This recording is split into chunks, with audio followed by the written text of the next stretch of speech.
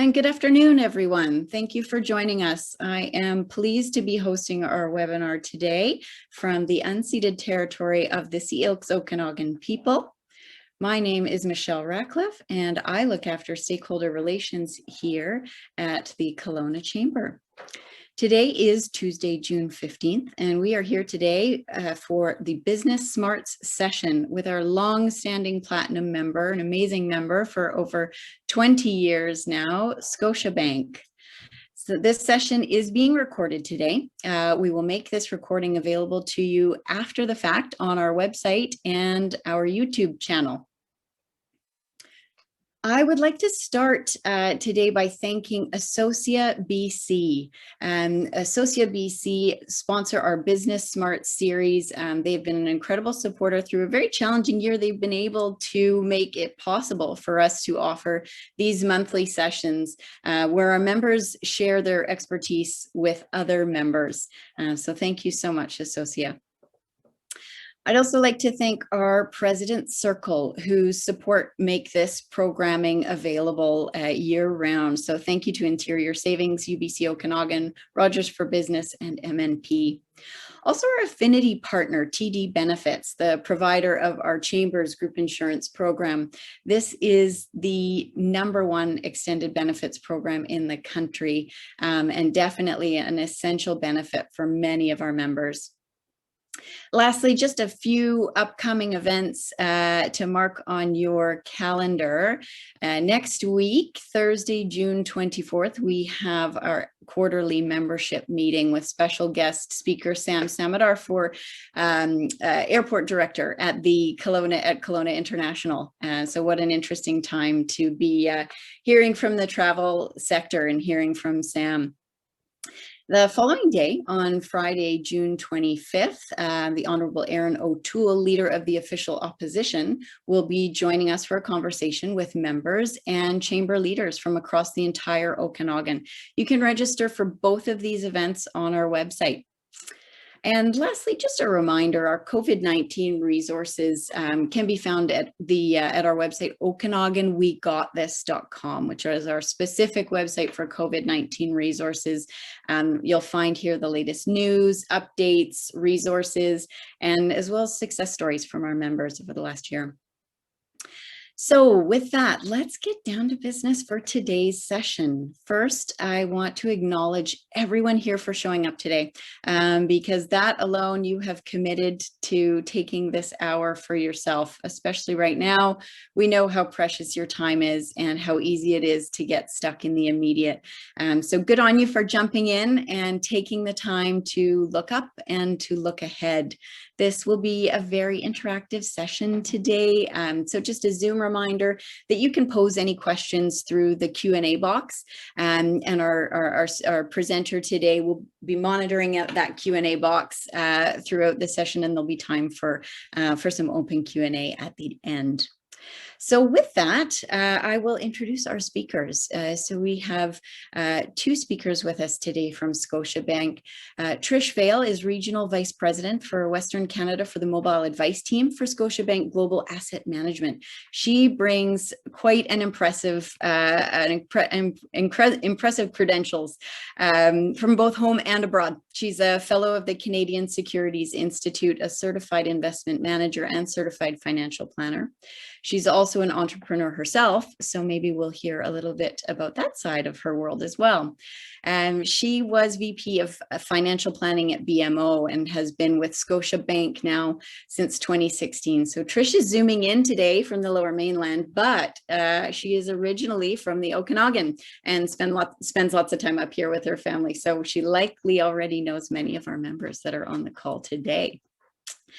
Erin Humeni is the branch manager at the for Kelowna Commercial Banking Centre, which is also the main branch for Scotiabank here in the Okanagan. She started with Scotiabank in Saskatoon and then moved over to the Okanagan in 2018. So Erin is really passionate about small business owners and women in business and helping women in business grow. She really got this conversation going for us to bring this session to us today. She is a wonderful champion of the Scotiabank Women Initiative, which you're going to hear more about today as well. So Trish and Erin, thank you so much for being here today. And I will now turn things over to Erin, who is going to kick us off.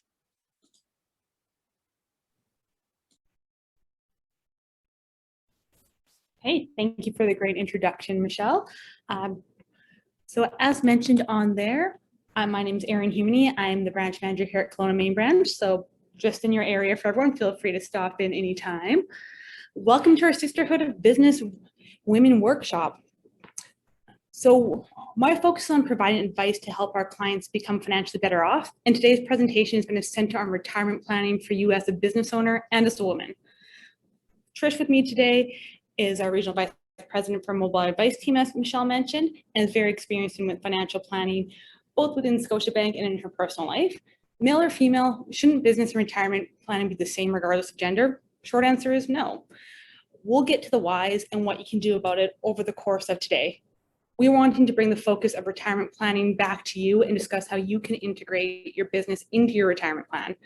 We believe that by focusing on your goals and creating a plan that makes sense, you're going to be better equipped and more confident in your future, both personally and professionally. But Trish, if you want to move us to slide 2 here. We're going to talk a little bit about the Scotiabank Women Initiative before we jump into our Sisterhood of Business Women Workshop.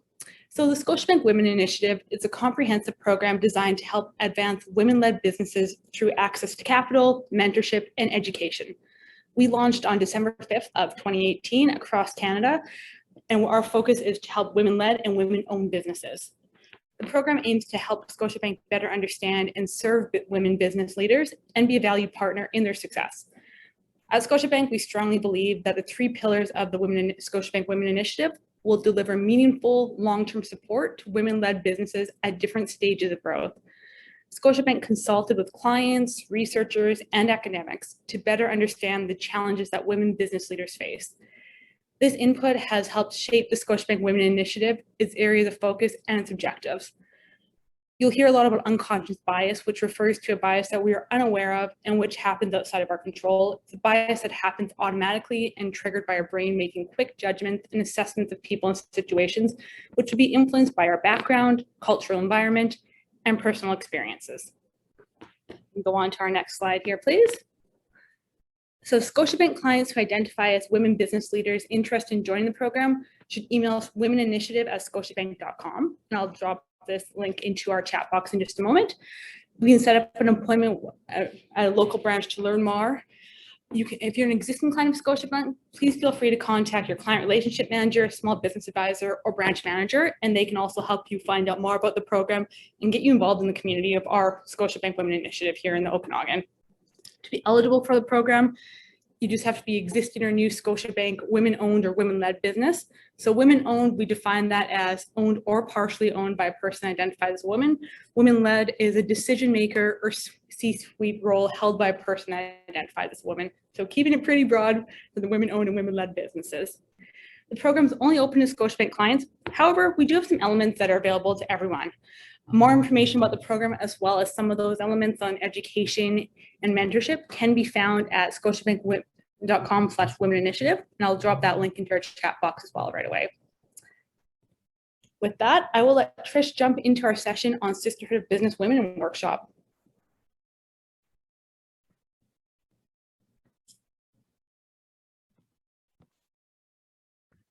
Hi, everyone. Sorry about that. My computer is deciding not to be a happy camper. Here we go. I think we've got it working fine. Awesome.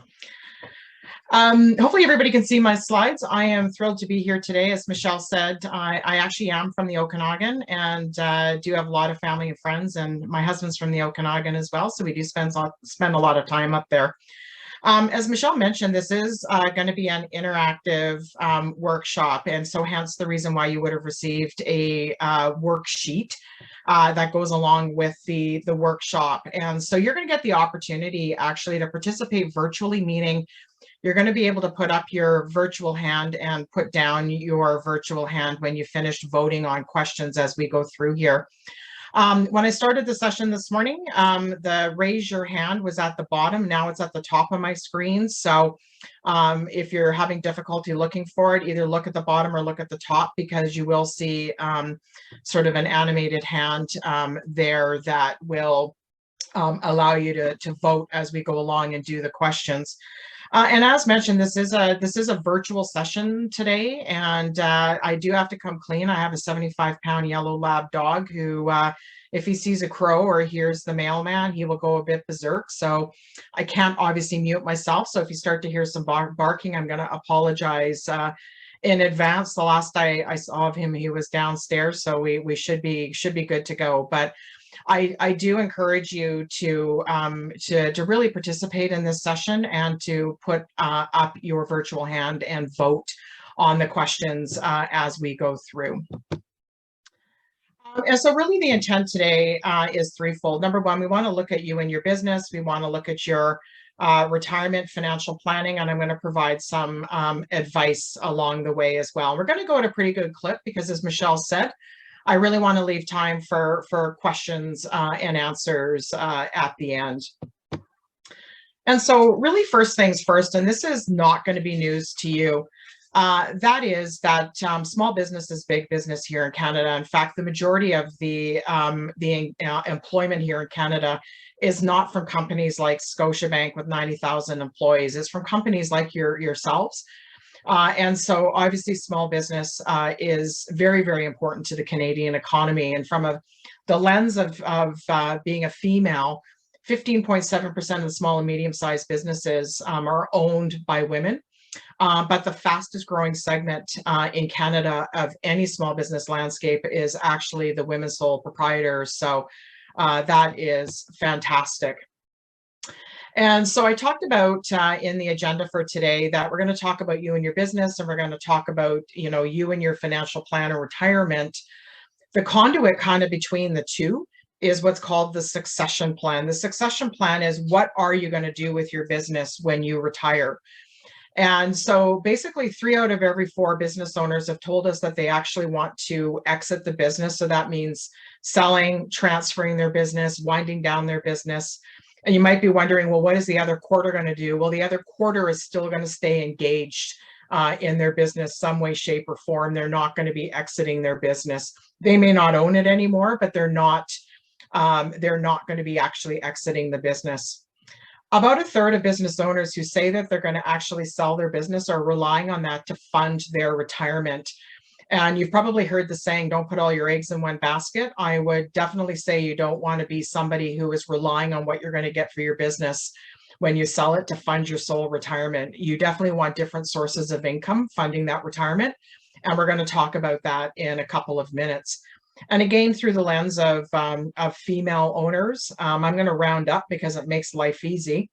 49% of women, or 49, the age of 49 is the average age of the female business owner, and 65 is the average age of self-employed women retiring. So if you're sitting there thinking, holy smokes, Trisha's talked about financial plan, retirement plan, succession plan, I don't think I have any of that.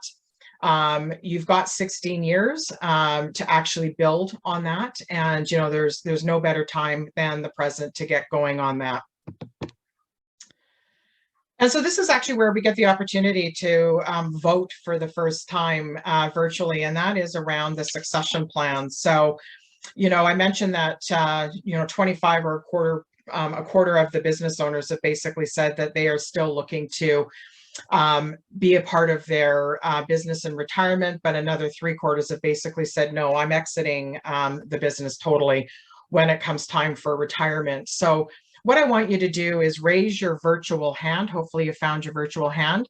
If you are number one, you are looking to still be part of your business when you retire.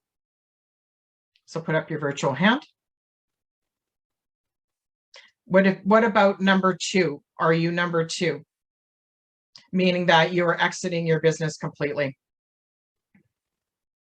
Okay. It looks like we've got a few more people on the exiting of the business, which stands to reason why the stats say what they do. And so a couple of things I want to bring your attention to when it does come to a succession plan, because there are a couple of issues that actually could come up. Number one, if you are somebody that is looking to transfer that business to a family member or even a friend, because I've seen it pass to friends as well, make sure you have that conversation with the person you're looking to pass it on to sooner rather than later. And I'll tell you a story of what happened to me in Thunder Bay back a year ago last March. I was doing the same session. We had 35 women in the audience that morning. It was pre-pandemic. And we got to this question, and there was a bit of a ruckus that happened in the back corner of the room, and I didn't really know what was going on. At the end of the session, as I was making my way around the room, just seeing how people were doing, I got to the back table and I asked if everything was okay. And it actually turned out that it was a mom and a daughter, and the mom is a very successful graphic designer in Thunder Bay. And the daughter had come back about a year ago from going, I think it was to Toronto, to do her university education, and was working with the mom in the business. And the mom was assuming that the daughter was going to be taking over the business. And it came to light in this session that the daughter had no interest in taking over the business. She was just helping her mom out, and she was waiting for something to come up in the discipline that she had studied at university. And so that's why this ruckus had kind of broken out in the room when we got to that question, because the mom and the daughter were not on the same page. They hadn't had that conversation. So really important that if you are transferring your business to a family member or a friend, that you talk to that individual sooner rather than later so you can be on the same page. The other potential succession issue that you may run into, and this is where you are looking to sell your business. When you look to sell your business, it could be that we are in an economic time like today, like a pandemic, where it's tough to sell businesses. So there might be an economic downturn. It also might be a recession. So you never quite know what's going to hold in the economy and the why. But it may be a challenge to sell your business, in which case you're not going to get as much as you would be expecting for your business.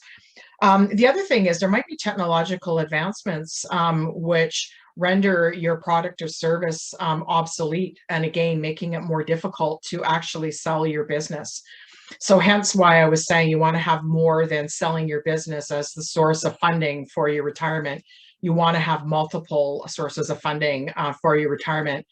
And by the way, just a piece of advice for you, if you are looking to sell your business in retirement, you probably want to find out how much that business is actually worth.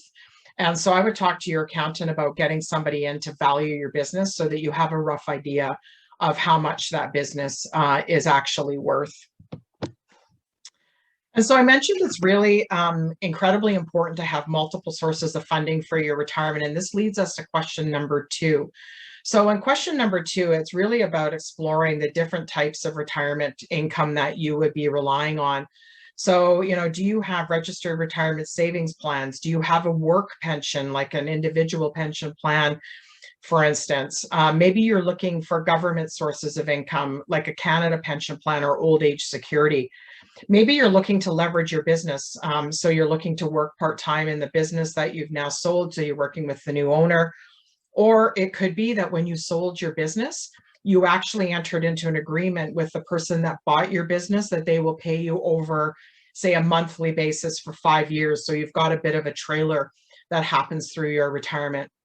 You may also be a Canadian controlled private corporation, which means that you've got special tax considerations that are available to you, which would help you in retirement. And so that would be a good thing to talk to your accountant about. And certainly last but not least, you may be looking to downsize, in which case you would have a bit of a nest egg. It might be that you've got an inheritance coming through, or it might be that you've got some rental property. So what I would like you to do in question number 2, I know you see a $ and a line there. I did not ask you to come prepared with numbers. What I care about most is that you tick off the boxes as it pertains to you in retirement, where you're expecting to draw your retirement income from. So please tick off the boxes that relate to you, and then add up the number of boxes that you ticked. And what I would like you to do is put up your hand if you had 3 or more tick boxes. So I'm waiting for some virtual hands to go up here. Okay, so we've got a couple of people that have 3 or more, which is good. The more that you have, the more diversified you are. And then obviously, the easier it is to fund the retirement. Oops, I don't know how to get back. Good. So question number 3. Question number 3, I don't think, we give ourselves enough credit for the number of hats that we actually wear. And so this is really about complexity and balance, and really the number of roles that we play as women. We want to stay healthy and well. We want to spend time with our aging parents and with our kids. We're trying to balance the career and family. We want to be engaged in activities, whether it's volunteer activities or whether it's our kids' activities as, the soccer manager, what have you. And we also want to make sure that we're carving out time for friends. And so as women, we have a lot of balls in the air that we're juggling at any one time. And so on question number 3, this is where you get to see how many hats you actually are wearing. And so what I would like you to do is tick off as we go here. Are you a boss, a wife, a mom, a caregiver, a friend, a coach, an employee, a volunteer, or if there's something not on that list, you can put it in the additional. I put in chief dog walker because I have to take the dog for a walk a couple of times a day. And so here's what I want you to do for this question as well. This is really where you want to see how many hats you're wearing, as I say. So if you ticked off, let's say more than 6, if you want to put up your hand so we can see how many of you are wearing more than 6. Okay, so we've got people that are wearing more than 6 hats, which is not surprising. So this is question number 4. And this is what I call the CFO question, the Chief Financial Officer question. And that is, what percentage of women handle the everyday expenses in their household? And so if you go to question number 4, if you think it's 25 to 45% of women handle the everyday expenses, circle A. If you think it's 45 to 65, circle B. 65 to 85, circle C. And if you think that 100% of women are the chief financial officer for their family, then you circle D.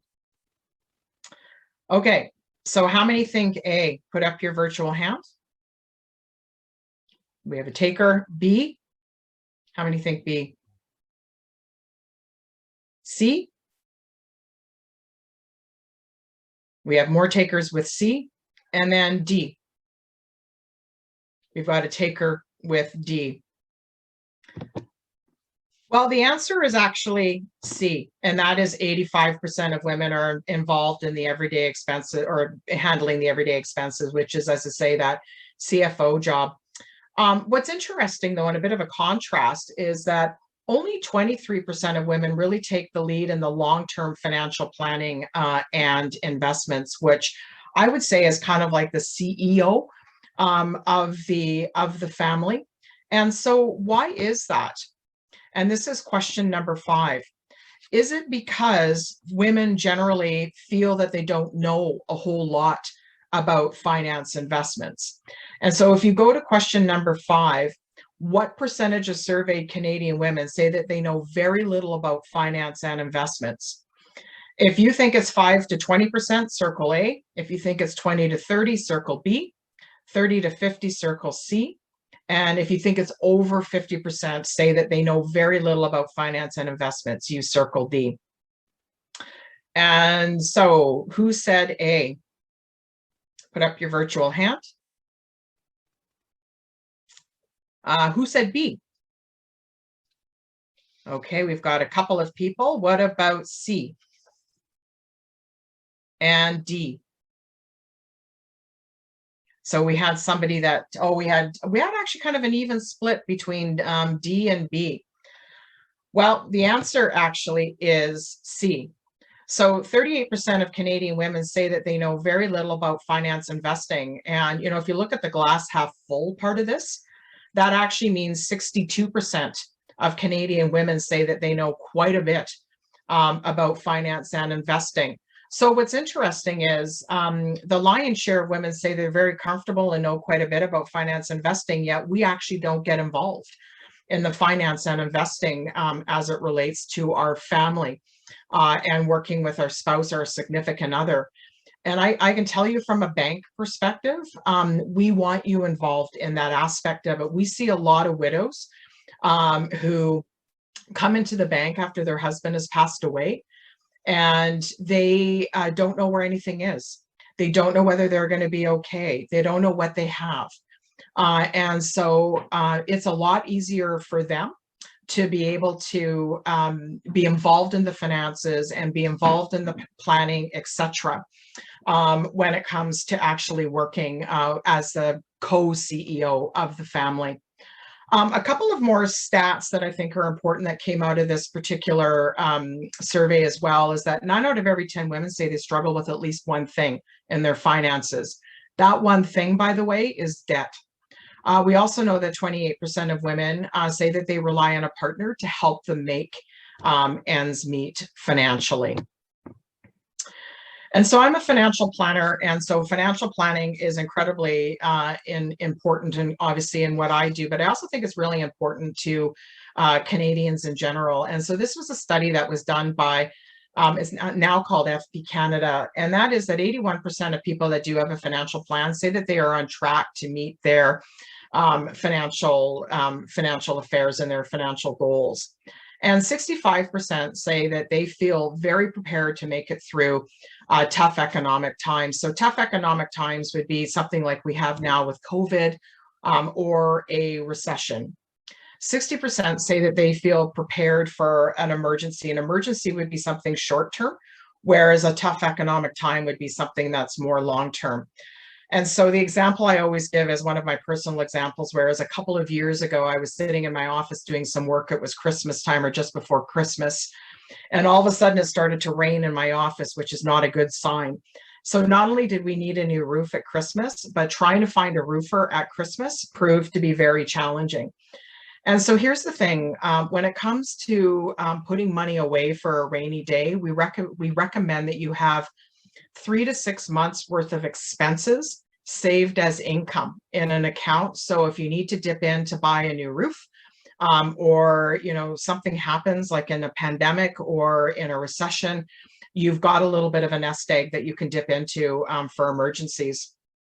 And by the way, just a bit of a fun fact. Did you know back in 2008, through the credit crisis, as Canada was starting to come out of that in 2009, the Canadian government actually realized that Canadians did not do a very good job saving for that rainy day. And that was really the advent of the tax-free savings account. The tax-free savings account was actually something created after the credit crisis to incent us to put money away for that rainy day. 50% of people that have a financial plan say that they're on track to retire when they want to. And a couple of stats that are not on this slide that I think are very important and worth mentioning. Number one is that 62% of people that have a financial plan say that they're actually better savers as a result of having that plan. And because they're better savers, they've actually been able to accomplish goals that they didn't think that they were going to be able to accomplish. The other stat that I wanted to share with you is that 73% of people that have a plan feel that they are more confident that their loved ones will be looked after if something perilous should happen to them. So there's a lot of good reasons why to have a financial plan. So the question is, what percentage of women do not have a financial plan? If you think it's A on question number 6, you want to circle, if you think it's 10 to 20% on question number 6, you want to circle A. If you think it's 20 to 40% of women that do not have a financial plan, circle B. If you think it's 40 to 50, circle C. And if you think it's over 50, you're going to want to circle D.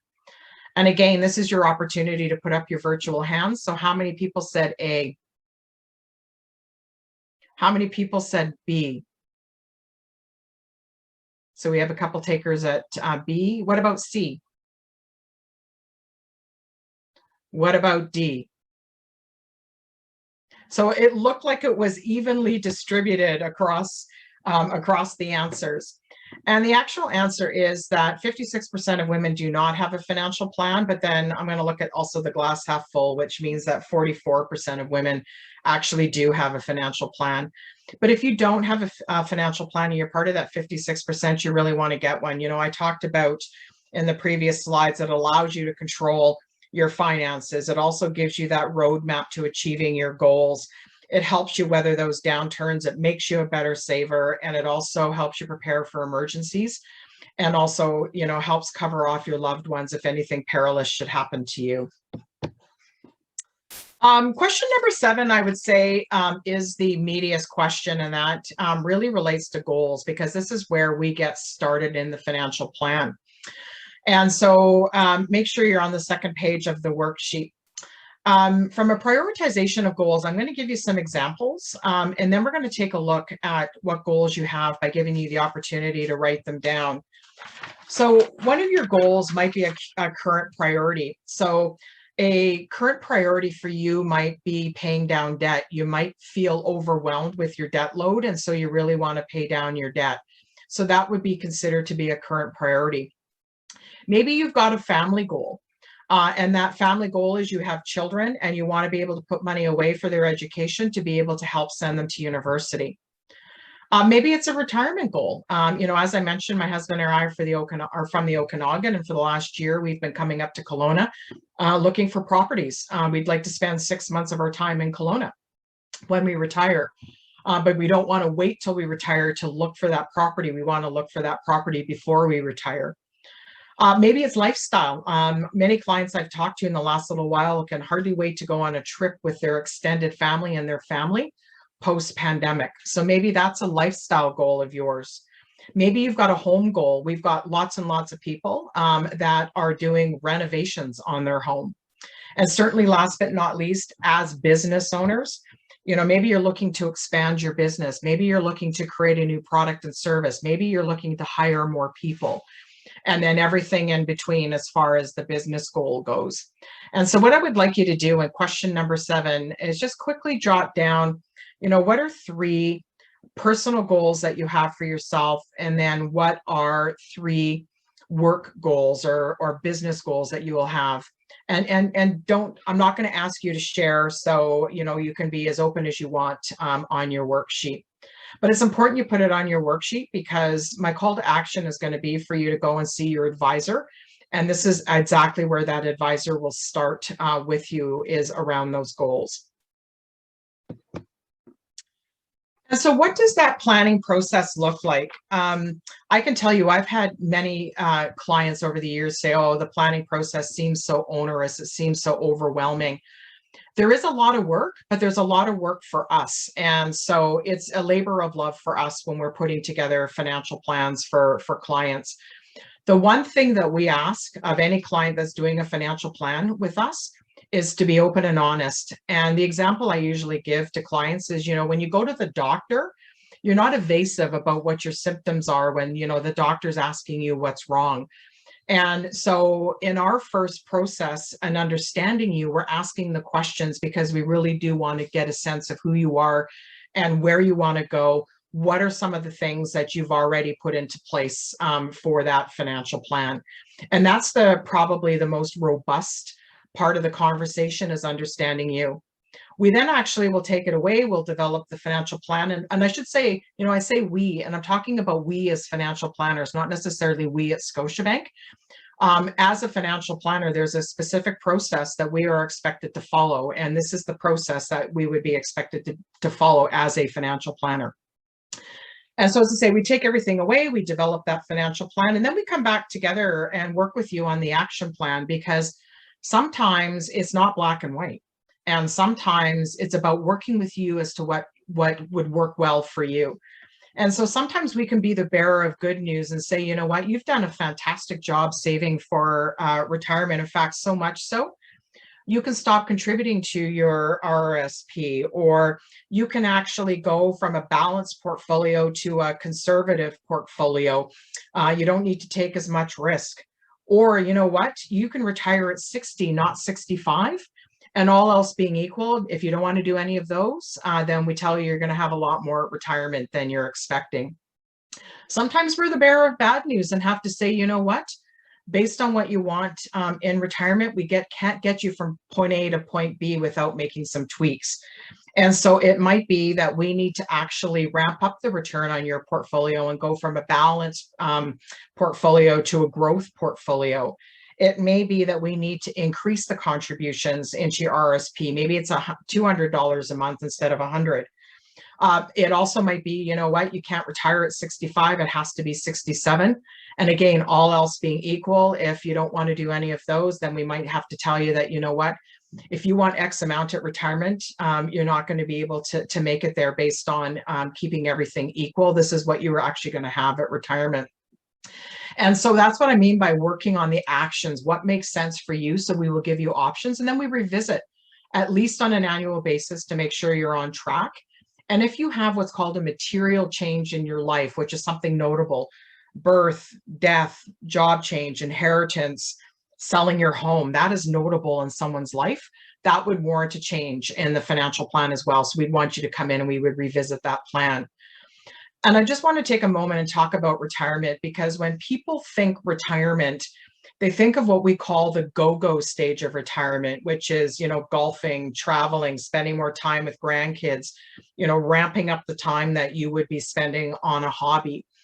And it's all the really good stuff that we think about in retirement. But there's actually 3 stages of retirement, all with different price tags. So there's the go-go stage that I just described. There's the slow-go stage, which hits around mid-70s. And then there's the no-go stage, which is usually around the mid-80s. And by that, I mean like 85-ish, 75-ish. And so a great example I usually give is about my mom. My mom, when she was about mid-70s, she was diagnosed with COPD and asthma. She also was diagnosed with arthritis in her knees. Prior to that, she was a going concern. You know, one day she'd be in the Amazon, the next day she would be on the Great Wall of China, and in between she was golfing in 3 golf leagues year-round here in Vancouver. With the arthritis in her knees, she could no longer walk the golf course. She had to take a cart, and in Vancouver, carts don't go out in the fall and winter because it tears up the fairway. So she substituted golf in the fall and winter with seniors exercise. She was also a bit paranoid about going to countries where she felt the healthcare system wasn't as good as Canada's because of her COPD and her asthma. So she started traveling in places like Iceland and the UK. And Hawaii, she spent a lot of time in Hawaii. And so the retirement stage changes a little bit when you're in your mid-70s, when you start having a few health issues. It doesn't mean that your retirement is any less robust. It just means it changes a bit. And then by the mid-80s, again, this is when usually we start having more health issues. Again, I'm talking about the typical Canadian. And this is where you usually have to think about assisted living. Is someone going to come into the home to help? Or are you looking at an assisted living facility, which here in Vancouver runs about $5,000 a month for a mainstream facility? If you're looking for some bells and whistles, you're probably looking at $10,000 a month. So as I mentioned, when you're thinking about retirement, you need to think in 3 stages or 3 chapters of retirement, each with a different price tag. And so, you know, I talked a little bit about a succession plan earlier, and I cannot tell you how important it is as a business owner to have a succession plan, to think about what it is that you want to do with your business when you retire. And as you can see on this slide, only 8% of business owners actually have a formal or a written or thought about a succession plan. That means 92% of women have not actually thought about what they want to do with their business or actually articulated it in written form.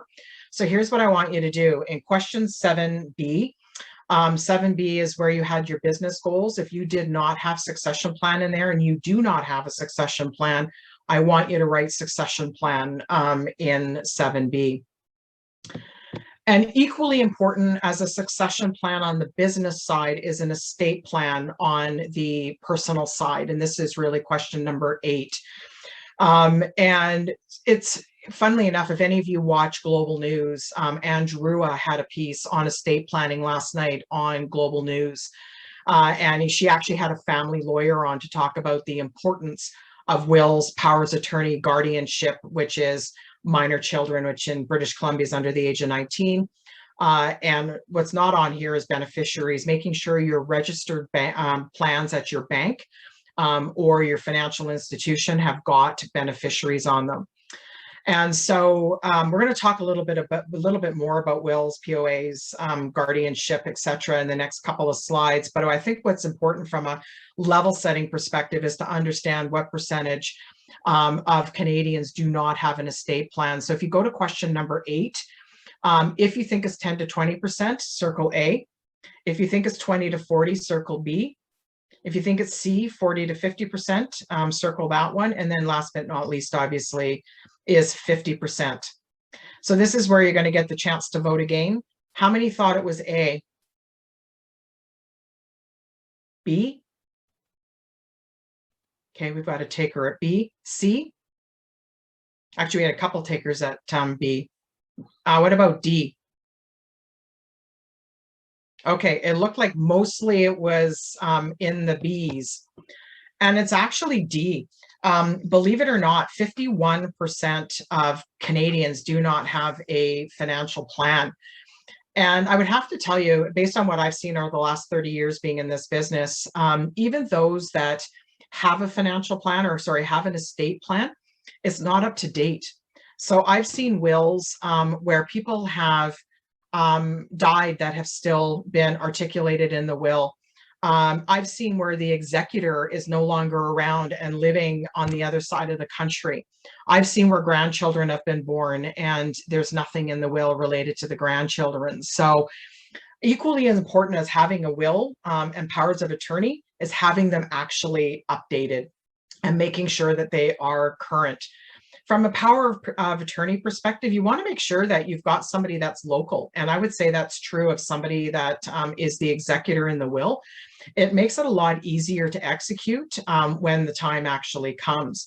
I would also say you want to pick somebody that's younger than you, because if you have an executor that's the same age as you, the chances are that they may not be around at the time it comes to execute your will. So I would generally say somebody that is in the same city as you, and also somebody that is younger than you would be good for powers of attorney and wills to have as the executor, and as I say, as acting as your attorney.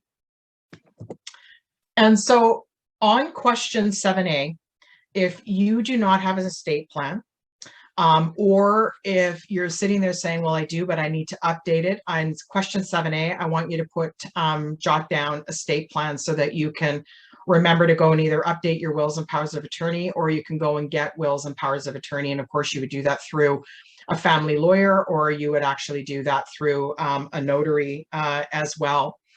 And so just from a will perspective, that's also where you articulate the guardian for your children. And if you do not appoint a guardian for your children, it means that anybody can petition the court to raise your children after you and your significant other are gone.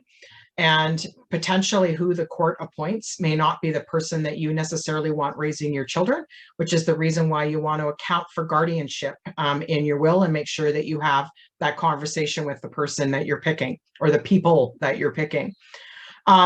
Similarly, if you do not have a will, and you die without a will, it's also called dying intestate. And that means that the government will decide what happens to your assets. And it's likely that what they are planning on doing with your assets and what you want to have done with your assets are two different things.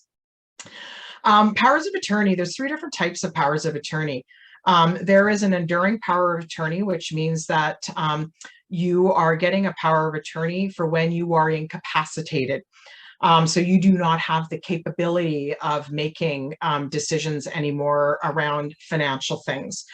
And so usually we use the example of somebody that has dementia or Alzheimer's that have become incapacitated and somebody needs to manage their financial affairs. That is what's called an enduring power of attorney. A regular power of attorney is where you still have capacity, but you need somebody to look after your affairs. It's typically temporarily. Maybe you're going on an 8-month-long trip and want somebody to look after things while you're away. Maybe it's that you're in a car accident or something like that and you're in the hospital and need somebody to look after things while you're in the hospital. That power of attorney looks after everything while you have capacity but don't have the ability to look after things. And last but not least, there actually are bank power of attorneys, and they are specific to each bank, but the only problem is it only relates to those accounts at that bank. I would highly recommend that you would get a regular power of attorney, enduring power of attorney, and again, you would get that through a family lawyer, or you would get that through a notary. And the last thing I would say is around the beneficiaries. Again, this is part of your estate plan, so just make sure the next time you're into your financial institution that you check to make sure that you've got beneficiaries on your registered account. And I can't tell you how important this is. We had a client in the branch in the Fraser Valley that was referred to one of our investment specialists just before Christmas to do a financial plan. It was a couple in their 40s. They had 2 kids that were in their early teens going to high school. When we were going through the action planning piece with them, we had to tell them that while we had updated their beneficiaries, they did not have wills and they did not have powers of attorney. And they said, yes, we know, we've been trying to get it done for a long time. We just don't have the time, but we promise that we'll get it done after Christmas. Our investment specialist went on vacation, came back to a voicemail from the missus telling us that the Mr. contracted COVID and passed away over Christmas. And so an already tragic situation is now more tragic because the missus is now having to navigate without a will because her husband has died intestate. That could have been avoided by getting that will done when it was identified. It does not take a long time to get a will done. So I can't impress upon you how important it is to have that estate plan. So make sure that you've got one and make sure that it is updated. So I just want to talk a little bit about what is actually in a financial plan. So I talked about our process of financial planning, but there's different components of financial planning. And there's some parts where, you know, in the bank, we can't help you, but we will actually identify it for you so you can go and talk to another expert. Where we always start is with cash flow. And so we look at what's coming in, what's going out, what's left over, and what can be applied to your goals. We obviously look at the estate. We will ask you if you have wills, powers of attorney, guardianship for minor children, and we'll take a look at your beneficiaries.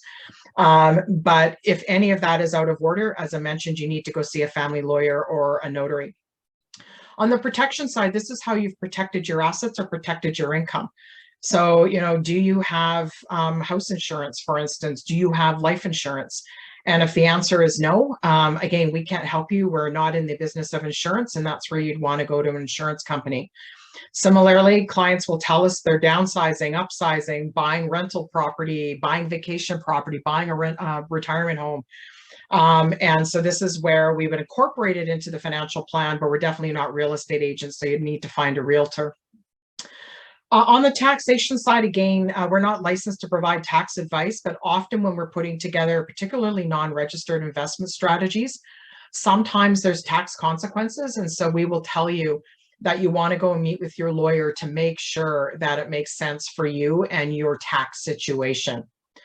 And then on the borrowing side, you know, I mentioned way back when we were talking about goals, that maybe one of your current priorities is reducing your debt, in which case we would engage one of the financial advisors in the branch as investment specialists to actually look at the borrowing, look at whether or not we need to restructure the borrowing, look at a way that we could actually reduce your borrowing cost. But we would be able to work obviously through the borrowing if that comes out as a priority in the financial plan. From a goal perspective, you know, we've talked a lot about retirement today, but other goals are setting up an emergency fund, setting up a kid's education, setting up for something like a major purchase, like we talked about with a holiday home, or maybe it's even a new car 5 years down the road. But whatever those goals are, we would capture those. And then the way in which we fund those goals is through the investment, because that's what gets us from point A to point B, is actually putting money away systematically into those investments, which help you actually reach your goals. And so there is many steps in a financial plan, and some of them will in fact involve other experts. This is my favorite question. This is question number 9. And this is whether or not there's a gender gap in investing. So on average, what is the performance difference between men and women? If you think there's no difference, circle A. If you think women outperform 1 to 5%, circle B. If you think men outperform, then do 1 to 5, outperform 1 to 5%, then you circle C. And if you think men outperform 5 to 10%, then you're going to want to circle D. So how many of you voted for A? B? Well, I'm glad to see one hand went up. C? D. So it looked like there was a tie between the B and the C. Believe it or not, it's B. And I gave it away a bit when I said it. This is my favorite question. So in actual fact, women outperform men when it comes to investing. And when I did some research into why that is, there was really 3 things that came out. Number one is we are less speculative when it comes to investments because we want to protect the money that we've made. Believe it or not, too, we are less emotional when it comes to making investment decisions than men. So we like to make those sound decisions. And also we are less swayed by rumor and what we read in the paper or see on the news or hear from our friends. We are much more fact-based when it comes to investing. So if you go way back to the beginning of the workshop, you know, when I said that only 23% of women get involved in the financial planning and investments for the family, yet 68% say they feel comfortable and confident doing so. Here is another reason to get involved in the financial planning and investment side. It's because we actually outperform men when it comes to the actual investing, which is where the rubber meets the road. And this is the last question of the workshop. You may remember during the RSP season, there was a commercial, I think it was by Quest Trade, which is a discount brokerage provider. And the commercial was 2 young men sort of in their early 30s, and one young man had just bought an apartment. And he said he was able to buy the apartment because he was with Quest Trade, which had lower fees. And the fellow sitting on the couch, who was the friend, he kind of had this expression come over his face. And the other friend said, well, you're not still investing with mom and dad's guy, are you? And so here's the thing. If you have got the time and you have got the knowledge to be on a discount brokerage platform where the fees are lower, absolutely do it. But if you don't have the time and you don't feel that you've got the expertise, is there value in working with an advisor? And this is what question 10 is all about, and your last chance to actually put your virtual hand up. And so does having an advisor make a difference? And so if you think there's no difference, circle A. If you think that the advisor will help you create 2 times more wealth, then circle B. 2 times less wealth, so you actually think it's a detriment to work with an advisor, circle C. And then the last one is D, which is 4 times more wealth. And so how many said A? B? We've got a taker with B, C. And then the last one is D. Well, I'm glad that we had a taker with D because the answer is actually D. Working with an advisor actually helps you accumulate 4 times more assets than not working with an advisor. And there's 2 key reasons. One is because it's anchored with a financial plan, so there is a purpose to your investing. The second thing I would say as well is that many times we have to talk clients down off the ledge. And so when the markets are going down, there is usually a knee-jerk reaction. I've got to get out of the market. That's like the worst time to get out of the market. And so having an advisor that's been through ups and downs in the market, has built you a plan, will stand you in good stead. And so that advisor will actually help you make more money over the long term. And so what I want to leave you with today before we launch into the question and answer section is, you know, number one, definitely go get a financial plan if you do not have a financial plan. And that, number two, and that worksheet will help you do the financial plan and make sure that your prioritized goals and the things that are important to do actually get done. And the third thing I would say is get it done sooner rather than later, because you know, I have found with experience that the longer you leave something, it's highly probable that you're not going to do it. Just like that really unfortunate story I told you about with our clients who, the dad ended up with COVID and passing away at Christmas. I mean, that's a pretty extreme example, but I would love it if you called your advisor or emailed your advisor about getting in to do a financial plan. If you don't have an advisor and you don't know where to start, Erin, who's the branch manager at the Kelowna main branch, her name is on the bottom of the worksheet. Please feel free to reach out to her, and she would be happy to help you out.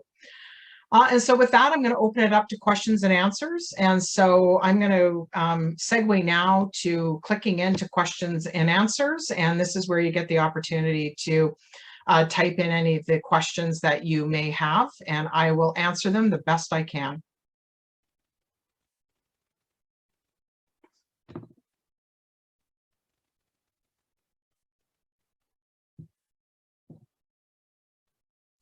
And Trish, maybe we'll just give folks a moment to think of their questions, or while they're typing them in, maybe I've got one for you. Just what are some of the most common barriers that you see with women not having a financial plan? What are some of those barriers that might stop them from taking that first step? Yeah, that's a great question, Michelle. I think there's a few. I think one is time. It's one of those things that gets pushed off on the back burner for all those other hats that we wear. I sometimes, and I've seen a lot of this, it's where we default to our spouse to doing the investments and planning. And you saw that, only 23% of women get involved in the investments and planning. And so it's about being engaged. I also think that people feel that, there's important decisions that need to be made. And I haven't thought about that. Like, I haven't thought about, for instance, who the guardian is going to be for my children, or I haven't thought about what retirement is going to look like. And so I can tell you that the younger you are, the less likely it is that you are going to have a financial plan. The older you are, as you're getting closer to retirement, it tends to be the catalyst for people getting the financial plan. The irony of it is, the sooner you can get a financial plan, the younger you are when you get a financial plan, the easier it is to accomplish those goals. I talked about the fact that we become better savers when we have that financial plan. So it definitely means that the goals are easier to attain. And not only that, some of the goals that may not have been a priority become attainable as well, because you are that better saver. But putting that stake in the ground and making that appointment and going in and seeing that advisor, whoever he or she may be, to get that planning started is really where you want to start.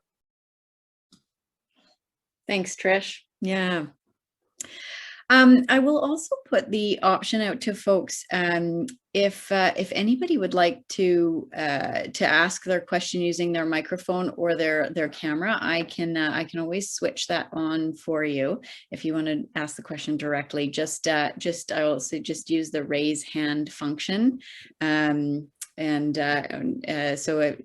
if you have any burning questions, just lift that hand. I see one attendee though who already has it raised, so I'll disregard that. But yeah, I wasn't sure if that was from the last question. Yeah, I think it's been there since the Q&A. So, okay.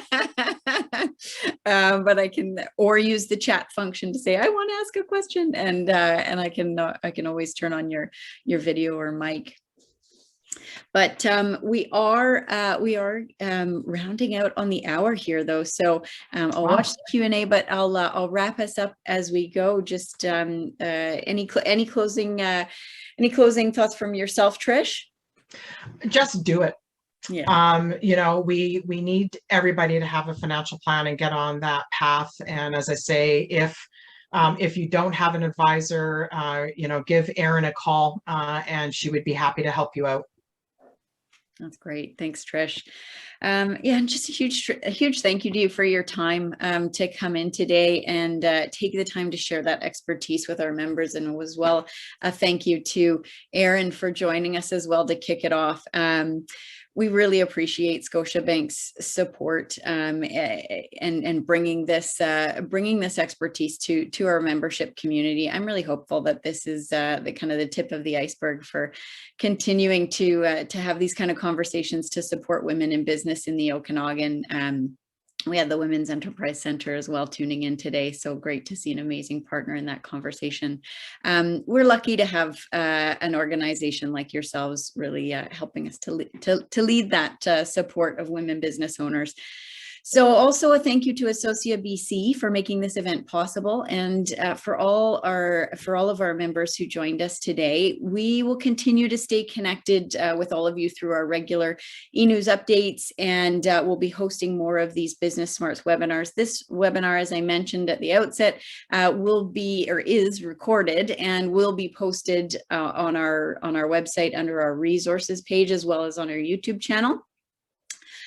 We take a brief hiatus for the month of July for Biz Smart sessions, but our next one is coming up on August 17th with Robert Scott from 2M Performance. Robert is going to be talking to us about goal setting and performance management and KPIs. So this a great follow-up to this session. Thank you to everyone for attending. We hope to see you again on another session very soon. And again, a huge thank you to Trish and Aaron for joining us today. And with that, we will wish you a wonderful afternoon. Thanks, everyone.